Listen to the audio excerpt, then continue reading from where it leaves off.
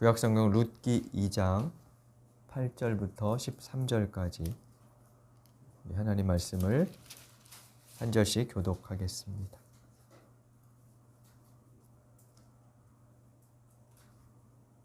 보아스가 룻에게 말하였다. 여보시오 세덱, 내가 하는 말을 잘 들으시오. 이삭을 주우려고 다른 밭으로 가지 마시오. 여기를 떠나지 말고 우리 밭에서 일하는 여자들을 바싹 따라다니도록 하시오. 우리 일꾼들이 곡식을 거두는 밭에서 눈길을 돌리지 말고 여자들의 뒤를 따라다니면서 이삭을 줍도록 하시오. 젊은 남자 일꾼들에게는 덱을 거느리지 말라고 단단히 일러두겠소. 목이 마르거든 주저하지 말고 물단지에 가서 젊은 남자 일꾼들이 길하다가 둔 물을 마시도록 하시오. 그러자 룻은 엎드려 이마를 땅에 대고 절을 하면서 보아스에게 말하였다. 저는 한낱 이방 여자일 뿐인데 어찌하여 저 같은 것을 이렇게까지 잘 보살피시고 생각하여 주십니까? 보아스가 룻에게 대답하였다. 남편을 잃은 뒤에 덱이 시어머니에게 어떻게 하였는지를 자세히 들어서 알고 있소. 덱은 전 아버지와 어머니를 떠나고 태어난 땅을 떠나서 엊그제까지만 해도 알지 못하던 다른 백성에게로 오지 않았소. 덱이 한 일은 주님께서 갚아주실 것이요 이제 덱이 주 이스라엘의 하나님의 날개 밑으로 보호를 받으러 왔으니 그분께서 덱에게 넉넉히 갚아주실 것이요. 룻이 대답하였다. 어른께서 이토록 잘 보살펴 주시니 몸둘 바를 모르겠습니다. 어른께서 거느리고 계신 여종들 축에도 끼지 못할 이 종을 이처럼 위로하여 주시니 보잘것없는 이 몸이 큰 용기를 얻습니다. 아멘. 지난주에 사사기의 전반적인 내용을 살펴봤는데요. 다시 한번 간단히 정리하고 사사기의 마지막 대목을 오늘 좀 이어서 보도록 하겠습니다. 사사기는 이스라엘이 가나안에 정착한 후 왕정이 시작되기까지 초대왕 사울이 등장하기 전까지 약 200년 정도의 기간 동안 사사들이 간헐적으로 다스리던 때 이야기라고 말씀을 드렸었습니다. 그래서 구조를 보면 세 단락으로 크게 나눌 수 있었죠. 1장 1절부터 3장 6절까지는 사사시대의 일반적인 특징을 순환 구조로 보여줍니다. 도식화해서 이스라엘 백성들이 우상을 숭배하고 범죄하면 하나님이 그에 대해서 진노하시며 심판하시죠. 그 심판은 주로 이방인들이 침략해서 이스라엘을 지배하는 것이었고요. 그러면 이스라엘 백성들이 부르짖으며 회개합니다. 하나님께서 그 부르짖음과 회개를 들으시고 사사를 보내셔서, 그러니까 사사를 이제 등장시키셔서 사사들이 구원하도록 그렇게 하시고요. 그러면 일정 기간 평화의 시대가 도래합니다. 그리고 어느 순간 다시 이스라엘 백성들의 범죄가 반복되는 그런 순환 구조로 사사시대의 특징을 요약해서 이제 보여주고 있지요. 그리고 3장 7절부터 16장까지는 사사들의 활동을 이제 인물별로 보여주고 있습니다. 모두 12명의 사사가 나오는데요.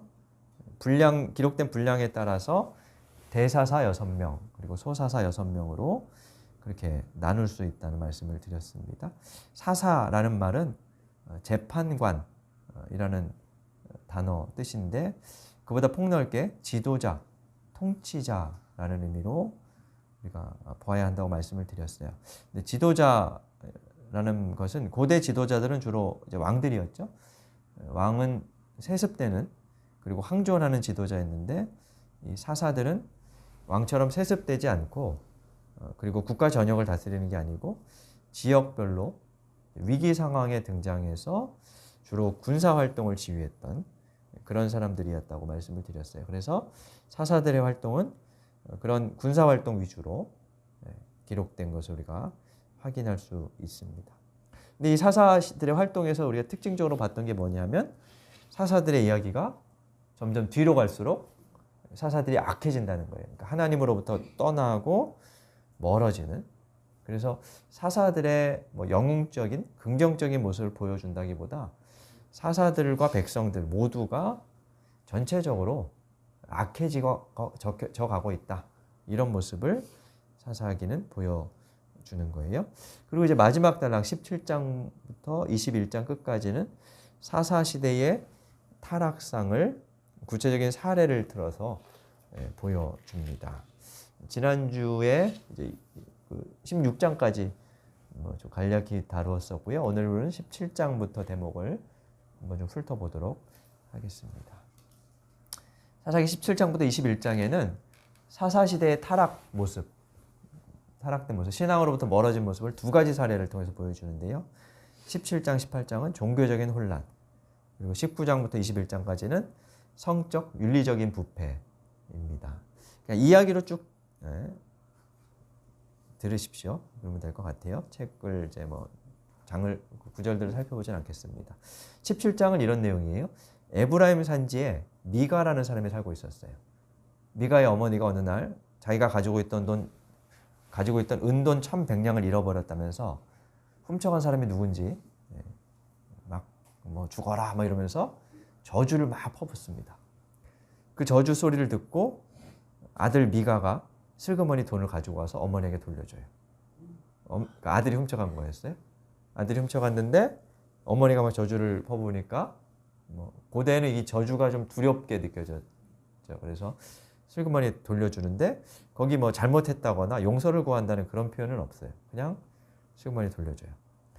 그럼 보통 어머니들은 어떻게 할까요? 좀 야단을 치고 이러겠죠. 근데 이 어머니는 나무라간에 야단치지 않고 아들에게 자기가 퍼부은 저주가 내리지 않게 하려고 그 돈의 일부를 떼어가지고 그 돈으로 은을 입힌 신상을 만들어요. 그러니까 우상을 하나 만든 거죠. 그걸 만들어서 집에 둬요. 거기서 더 나가서 미가는 제사장들이 입는 옷이었던 에봇이라는 옷과 당시 그 근동 사람들이 점을 칠 때 자주 사용하던 드라빔이라는 우상을 만들어 놓고 심지어는 자기 아들을 제사장으로 삼습니다. 근데 미가는 에브라임에 살던 에브라임 지파 사람이거든요. 그러니까 레위인만 제사장이 될 수 있는데 제사장이 되면 안 되는 사람을 자기 아들을 그냥 임의로 제사장으로 세운 거죠. 율법을 몰랐거나 알면서도 어기는 그런 행태를 이제 보여주는 거예요. 그러면서 17장 6절은 이렇게 말하고 있어요. 우리가 지난주에 한번 읽어봤는데요. 제가 읽어드리겠습니다. 그때에는 이스라엘에 왕이 없었으므로 사람들은 저마다 자기의 뜻에 맞는 대로 하였다. 그러니까 이 미가의 행동이 하나님을 왕으로 섬기지 않고 그냥 자기 생각대로 율법을 따르지 않고 그렇게 사는 모습이었다. 이렇게 말하는 거죠. 그리고 이제 미가 이야기가 더 확장돼요. 개인의 이제 우상 숭배였죠. 여기까지는. 그런데 그 다음 이후에 보면 이런 대목이 나와요. 한 레위인이 이제 레위인들은 이스라엘 각 12지파에 흩어져서 이제 성읍에서 율법을 가르치면서 살아야 했었는데 한 레위인이 마땅히 거주할 곳이 없었던 것 같아요. 혹은 아직 나이가 어려서 제사장의 직분을 감당할 나이가 아니었던 그런 사람이었던 것 같은데 그 사람이 이제 거주할 곳을 찾아서 유랑하다가 우연찮게 미가의 집에 이제 이르게 돼요. 미가가 그를 보니까 떠돌이 레위인이었어요. 그래서 이 미가가 그 레위 청년에게 연봉으로 은돈 10냥을 주고 옷과 음식을 제공해 주겠다면서 자기 집안의 개인 제사장으로 일해달라고 그렇게 이제 부탁을 해요. 레위인이 돈도 주고 잠자리도 주고 옷도 준다니까 흔쾌히 허락을 하고 미가의 집에 머물면서 개인 제사장 역할을 이제 합니다. 이렇게 한 후에 미가의 마음을 표현하는 구절이 사사기 17장 13절에 나오는데요. 이렇게 표현되어 있어요. 그래서 미가는 자기가 이제 레위 사람을 제사장으로 삼았으니 주님께서 틀림없이 자기에게 복을 주실 것이라고 생각하였다. 그러니까 제사장을 하나 두었어요. 사적으로. 그래서 하나님 우리 집에 복 주실 거야.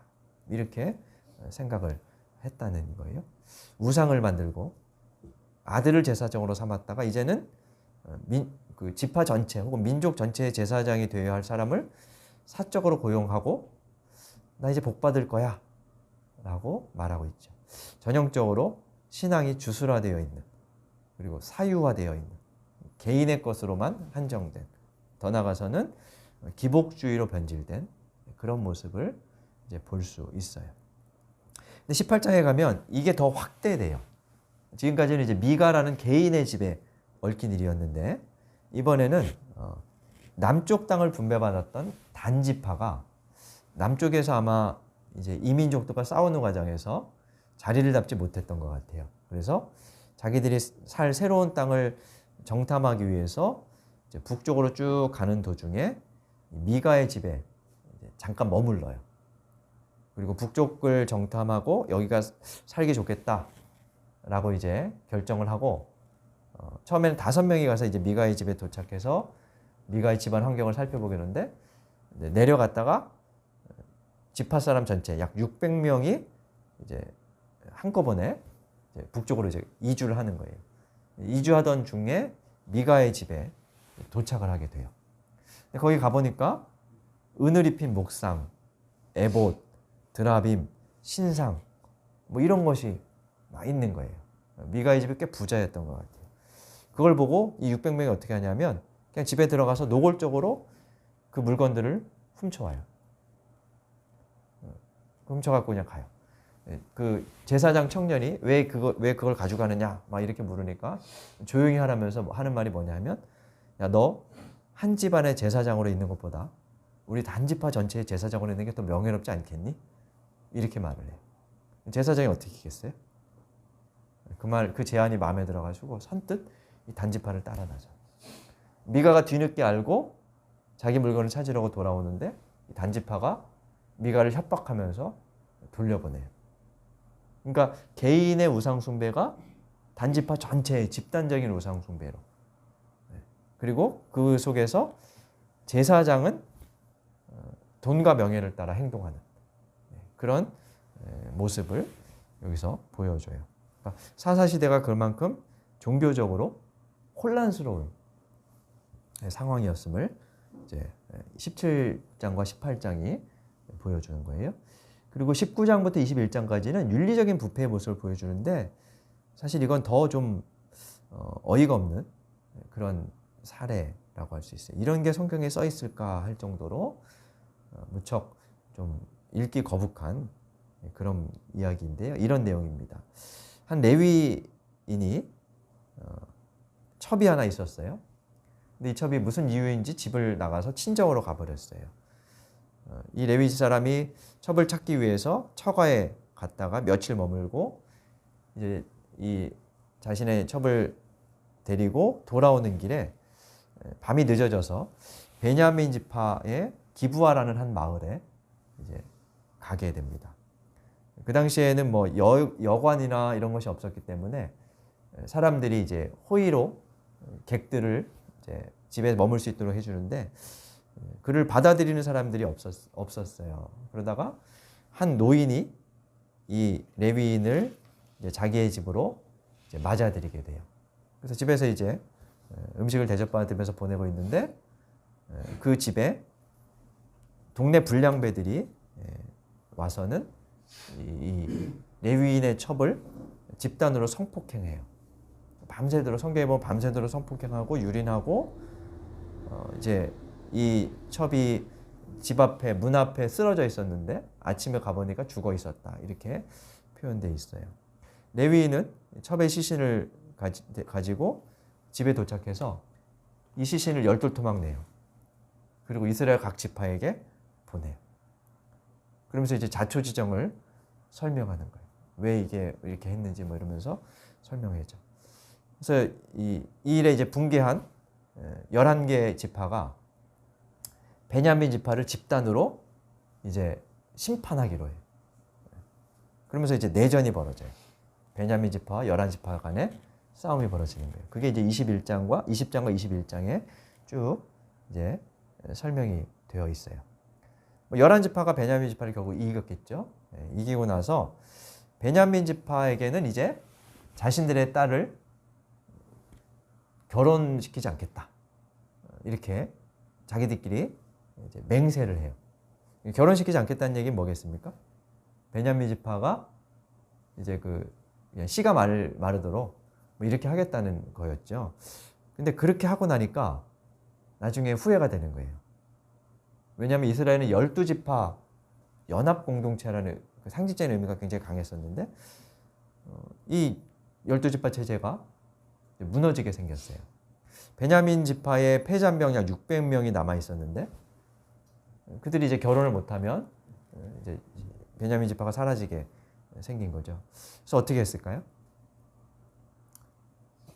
자기들이 맹세한 게 있으니까 그냥 자발적으로 딸을 주지는 못해요.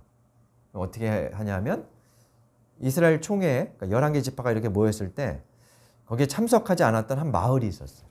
그게 이제 길르앗 야베스라는 마을이었는데 보니까 이 마을이 그 총회에 참석하지 않았었어요.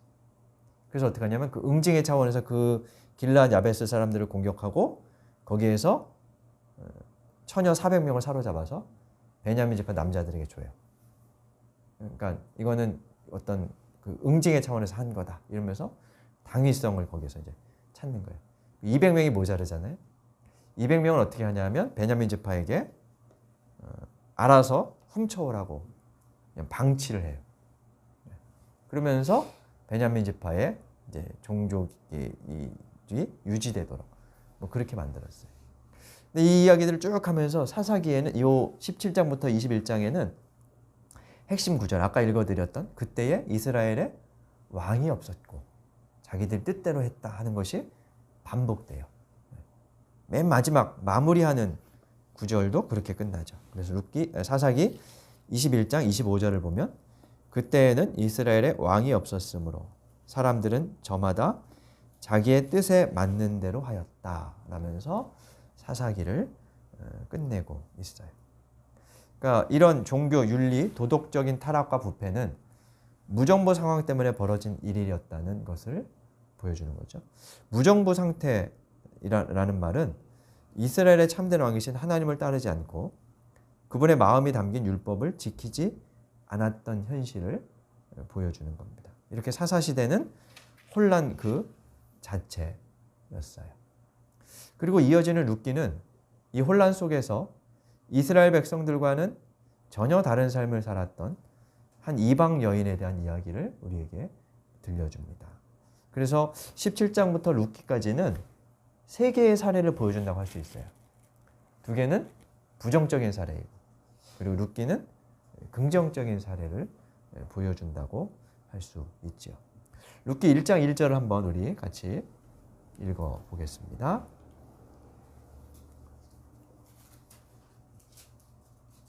룻기 1장 1절입니다. 함께 읽겠습니다. 사사시대에 그 땅에 기근이 든 일이 있었다. 그때에 유다 베들레헴 태생의 한 남자가 모압 지방으로 가서 임시로 살려고 아내와 두 아들을 데리고 길을 떠났다. 시작하면서 보면 사사시대에 이렇게 시작을 하죠. 그러니까 이 룻기는 사사시대를 배경으로 읽도록 유도하고 있다는 거예요.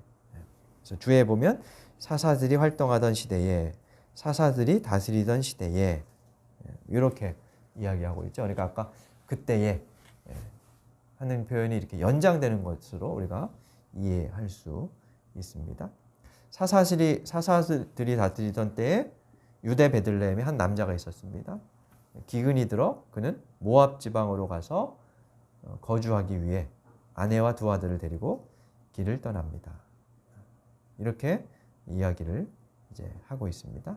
이 내용들을 이제 룻기 전체를 이제 보기 전에 핵심 단어와 구절을 먼저 보면요. 핵심 단어는 헤세드라는 히브리어로 요약할 수 있어요.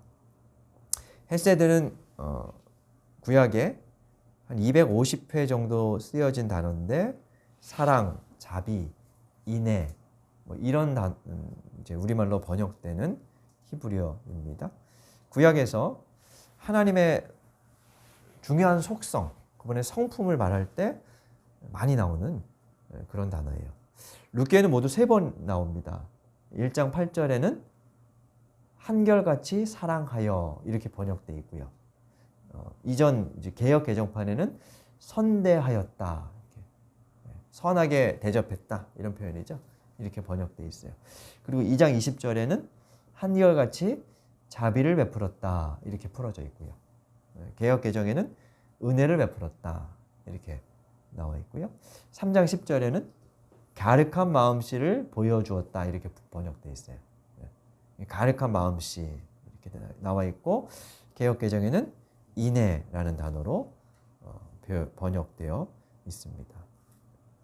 이 표현들은 이 헤세드가 사람과 사람 사이에서 행해지는 것으로 나와요. 기본적으로는 사실 하나님께서 사람에게 베푸시는 것, 그게 헤세드인데 룻기에는 사람과 사람 사이에서 이 헤세드가 행해지고 있다 이렇게 말하고 있고요.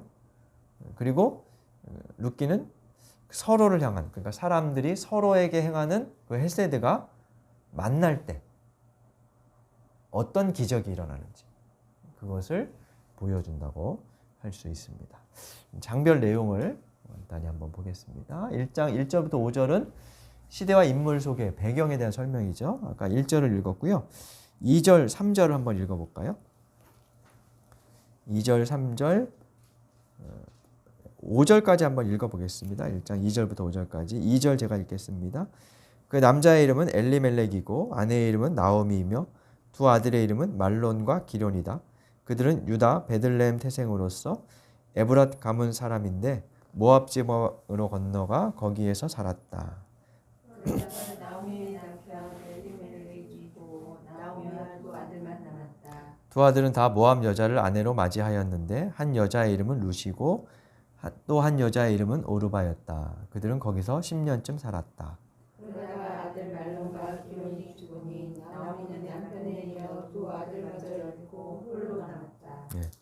좀 암울한 현실을 보여주죠. 이주했는데 남편이 죽고 두 아들을 결혼시켰지만 두 아들도 자녀가 없이 죽었다. 그래서 이제 여자 3명이 남게 된 거죠. 여기에 나오는 이름과 표현들에는 재미있는 유희라고 그럴까요? 어떤 상징성들이 좀 있어요. 우선 이 엘리멜렉이 살던, 그러니까 엘리멜렉과 나오미가 살던 베들레헴은 떡집이라는 의미가 있어요. 근데 떡집에 흉년이 들었어요. 떡이 없어요. 기근, 흉년, 이것은 사사시대의 이스라엘의 상황을 상징한다고 할 수 있고요. 엘리멜렉이라는 이름의 뜻은 나의 하나님은 왕이시다 하는 거예요. 멜렉이 왕인데 왕이다 이런 말인데요. 엘리멜렉, 하나님은 왕이다 이런 거예요. 하나님은 유대 땅의 왕이신데, 이스라엘의 왕이신데, 이 엘리멜렉은 그 왕이 계신 이스라엘을 벗어나요. 그 요단강을 건너서 이방인의 땅으로 가고 있죠. 그리고 나옴이란 이름은 기쁨이란 뜻이에요. 즐거움 뭐 이런 뜻인데, 아마 모압에 갈 때는 뭔가 기대를 가지고 기쁨에 차서 갔을 거예요. 근데 거기서 다 잃어버렸죠. 그래서 돌아올 때 고향에 돌아와서 돌아온 사람들, 그 나오미를 보고 사람들이 나오미 아니야? 라고 이렇게 물어봐요. 그래서 나오미가 뭐라 그러냐면 나를 나오미라고 하지 말고 이제 마라라고 불러라 이렇게 말해. 마라는 쓰다, 괴롭다 이런 뜻이. 그러니까 인생이 어떻게 바뀌었는지를 보여주죠. 아들들의 이름은 더 좀 기가 막혀요. 말로는 질병 이런 뜻이고요. 기련은 황폐하다 이런 뜻이에요. 근데 가만히 이름의 뜻을 생각해 보면 아들 낳고 이렇게 이름을 지을 사람이 있을까요? 아들 낳고 쉽게 말하면 이런 거거든요. 이 병약한 놈, 이 죽을 놈, 뭐 이렇게 이름을 지었다는 건데 아들 낳고 이렇게 이름을 지을 것 같지는 않아요, 그죠? 그래서 이 이름은 실제 이름일 수도 있지만 사실은 어떤 상징을 내포한 이름이라고도 볼 수 있어요. 그러니까 이 이름들에는 사사시대 당시에 대한 풍자, 비유가 담겨 있는 거죠. 사사시대는 질병이 가득 찬 황폐한 기근으로 시대가 점철되는 그런 때였다라고 말하고 있는 거죠. 그리고 이제 모압 땅에 이주한 엘리멜렉의 가족은 남편과 아들을 잃고 3명의 여자가 남게 됩니다. 때마침 베들레헴에 흉년이 지나갔다는 소식을 듣고 이제 나오미는 집으로 다시 돌아가야겠다라고 생각을 합니다. 그러면서 며느리들에게 이렇게 말해요. 너희는 아직 젊으니까 친정으로 돌아가서 재혼해라. 그러면 인생을 새로 살 수 있을 거다. 이렇게 말합니다. 며느리들이 둘 다 울면서 안 가겠다고 하죠. 처음에는. 그러다 오르바라는 며느리는 결국 집으로 돌아가고 룻마는 나오미 곁에서 끝까지 나오미를 따르게 되죠. 이때 나오미가 며느리에게 하는 말이 헤세드라는 단어가 들어간 1장 8절입니다. 우리 1장 8절 한번 읽어볼까요? 1장 8절입니다. 같이 읽겠습니다. 길을 가다가 나오미가 두 며느리에게 말하였다. 너희는 제각기 친정으로 돌아가거라. 너희가 죽은 너희의 남편들과 나를 한결같이 사랑하여 주었으니 주님께서도 너희에게 그렇게 해 주시기를 빈다. 한결같이 사랑하여 주었다는 게 헤세드예요. 그러니까 너희가 나오미 나에게 헤세드를 베푼 것처럼 하나님이 그렇게 해 주시기를 바란다. 이렇게 말하는 거죠. 사람에게 베푼 헤세드가 하나님을 통해서 갚아지기를 원한다. 라고 말하는 거예요.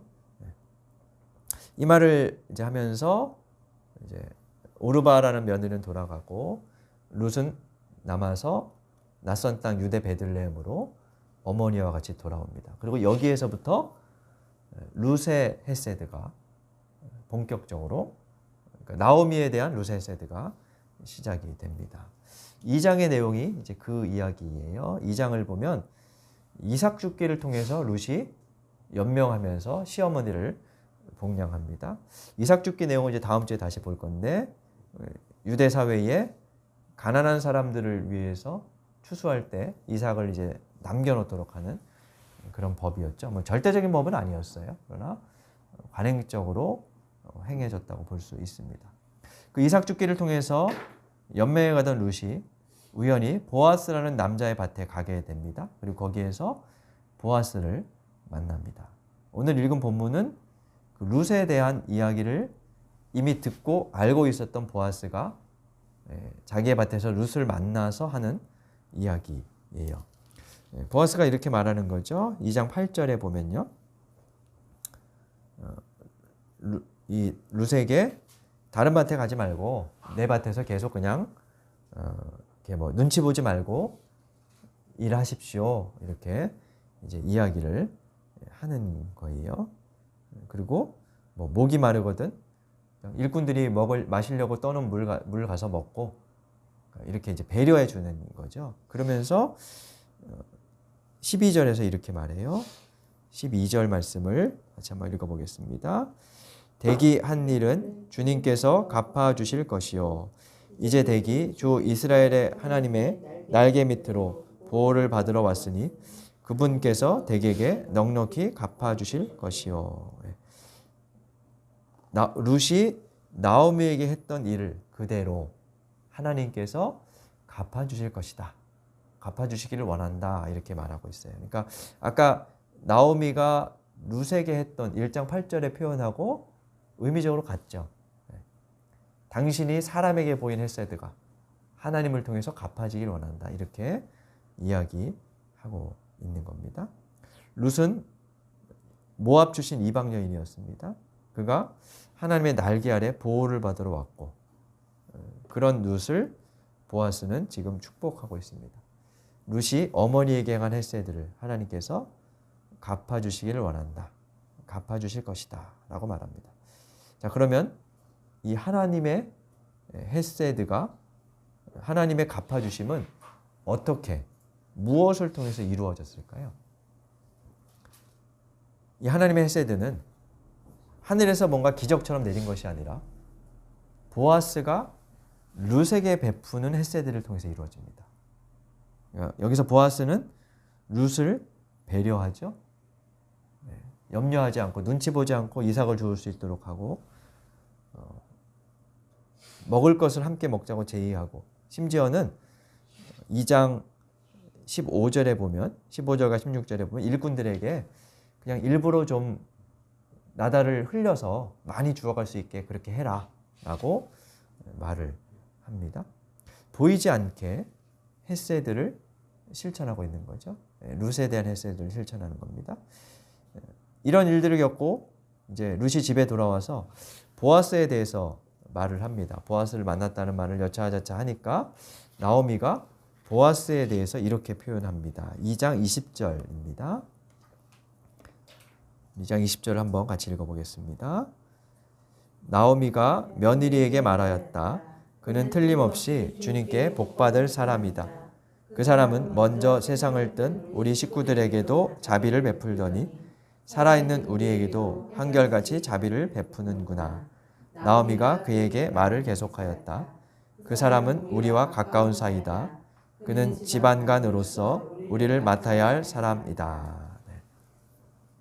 보아스는 한결같은 자비, 곧 헤세드를 보여주는 사람이라는 거예요.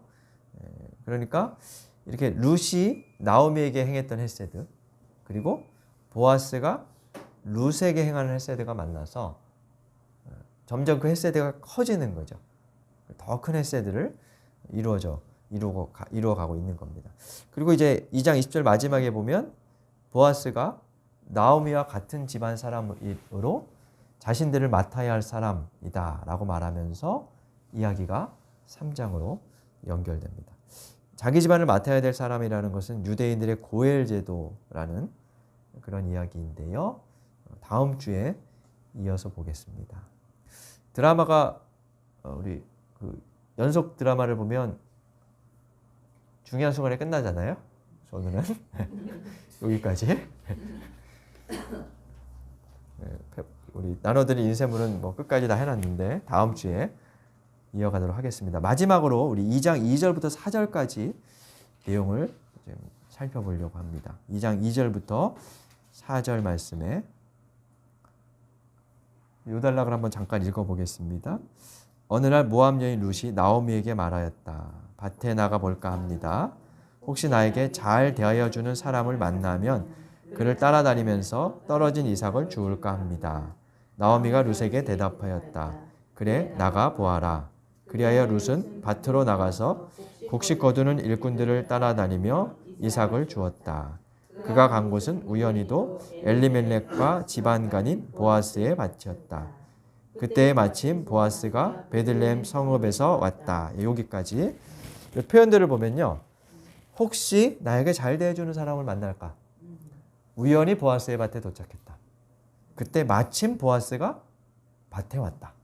이렇게 표현되어 있어요. 혹시, 우연히도, 마침 이런 표현들은 사실 하나님의 섭리를 믿는 기독교와는 어울리지 않는 단어처럼 보입니다. 근데 그리고 이런 혹시, 우연히, 마침 이런 표현들은 그냥 우리가 우리의 평범한 일상에서 벌어지는 그런 사건들을 말할 때 쓰죠. 룻기는 구약 성경 중에 기적적인 사건들이 표현되지 않는 책이고요. 하나님께서 직접적으로 말씀하시는 어떤 장면들이 나오지 않아요. 4장 13절에 보면 주님께서 아기를 낳게 해주셨다는 표현만 나올 뿐이에요. 근데 하나님이 직접 전면에 나서진 않지만 우연히 일어나는 일들을 통해서 하나님의 손길이 드러나고 있음을 룻기는 보여줘요. 하나님의 손길은 일상에서 무슨 대단한 기적이 일어나는 현상으로서가 아니라 주어진 삶의 자리, 그 일상에서 서로에게 행하는 헤세드, 그 헤세드의 실천의 현장에서 마치 우연처럼 임한다는 것을 룻기는 보여주죠. 그래서 진짜 기적은 사사시대와 같은 종교적으로 윤리적으로 부패하고 타락한 시대임에도 불구하고 룻 그리고 보아스와 같은 헤세드를 실행하는 그 사람들을 통해서 일어나고 있다는 거예요. 그 기적이 눈에 보이진 않아요. 그냥 자연스럽게 뭔가 흘러가는 것 같지만 그것이 하나님의 헤세드이고 하나님의 기적임을 룻기는 보여줘요. 사사시대는 헤세드가 실종된 사회였습니다. 개인과 집단이 배신, 강탈, 살인, 폭행 등을 행하던 시대였습니다. 그런 혼란의 현장에서 룻과 보아스는 헤세드를 통해서 기적이 일어나는 것을 보여줍니다. 그래서 룻기는 일상에서 행하는 헤세드, 그것이 바로 기적이라고 우리에게 말하고 있어요. 이번 한 주간 우리의 일상이 이와 같은 기적이 일어나는 장이 되기를 바랍니다. 우리의 헤세드, 또 다른 누군가의 헤세드가 만나서, 그 헤세드와 헤세드가 만나서 더 큰 하나님의 헤세드가 이 땅에 일어나게 되기를 간절히 바랍니다. 우리 말씀 생각하며 다짐의 기도 드리겠습니다.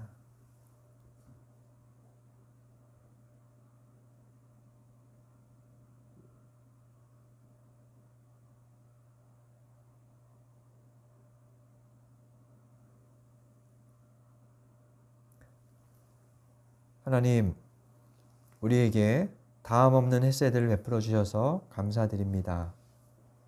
헤세드가 실종되어 가고 저마다 자기 생각과 자기 욕망대로 살아가는 이 시대에 저희가 주님께서 주신 헤세드로 일상을 살게 하여 주옵소서. 그리하여 헤세드와 헤세드가 만날 때 일어나는 하나님의 신비로운 기적과 변화, 화해와 평화를 보게 하여 주옵소서. 예수님 이름으로 기도드립니다. 아멘.